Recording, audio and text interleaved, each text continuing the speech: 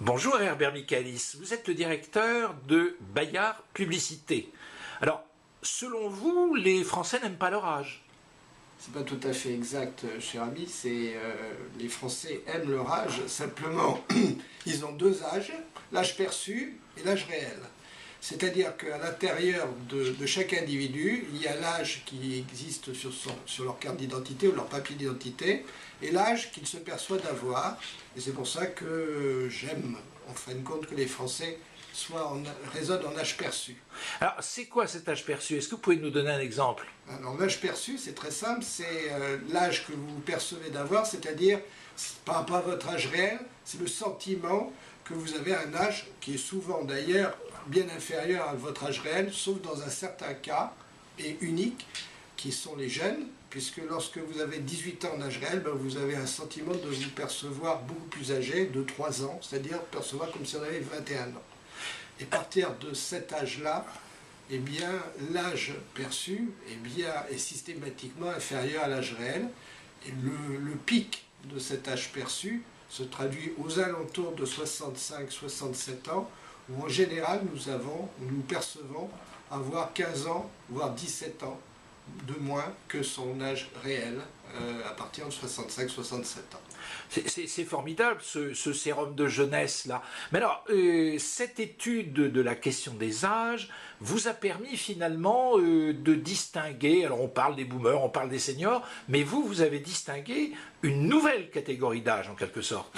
Exactement, il se trouve que statistiquement, au niveau démographie, les plus de 50 ans représentent 22 millions de Français aujourd'hui. Juste un petit point supplémentaire, dans 50 ans, il y en aura 36 millions et représenteront 50% de la population française.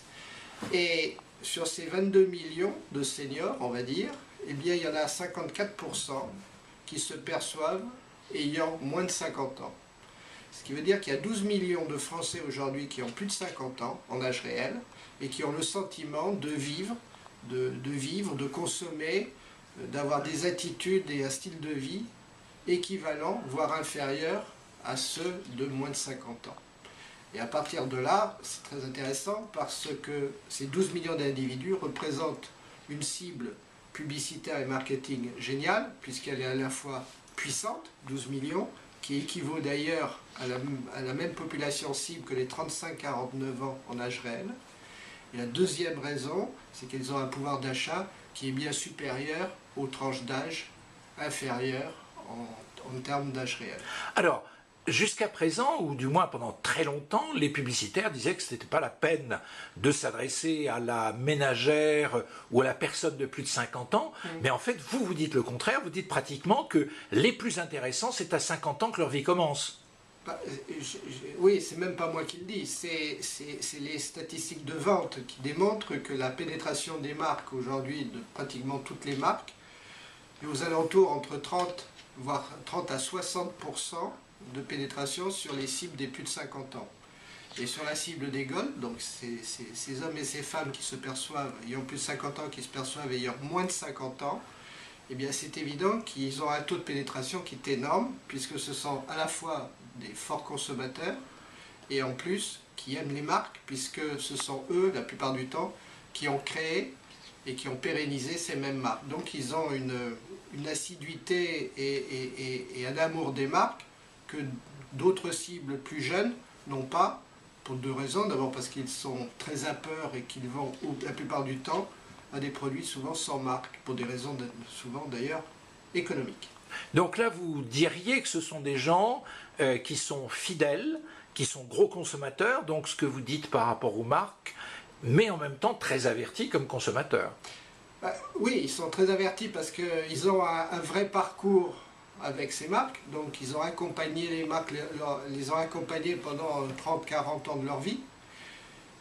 Et il s'est trouvé aussi que les publicitaires et les hommes de marketing ont su, pendant 30 à 40 ans, investir sur ces mêmes personnes. Et sous prétexte qu'ils ont passé un cap non fatidique d'âge, c'est-à-dire de dépasser l'âge de 50 ans, nous devons plus y être intéressés, ce qui est complètement faux. et qui nous donne la possibilité aujourd'hui d'être aussi dans une approche que les marques ont intérêt à investir encore plus fortement sur cette cible des Gold, car comme vous le savez, ces gens ont aussi une forme de non-fidélité aux marques, puisqu'ils ont aussi cette attitude de zapper, et donc de consommer en fin de compte en fonction aussi des offres que peuvent leur procurer les marques en général. Donc elles ne sont pas fidélisées sous prétexte qu'on a su leur parler pendant un certain nombre de temps. Le dernier point qui est très important, et d'ailleurs dans Seniorscopy vous le retrouvez, ce sont des personnes qui ont besoin de continuer à tisser un dialogue entre la marque et eux, et il faut leur parler comme un compagnon et non pas comme quelqu'un qu'on va aller chercher à coup de discount uniquement. Voilà. Eh bien, merci beaucoup Herbert Michaelis pour tous ces excellents conseils. Je vous en prie, à bientôt. Merci. À bientôt.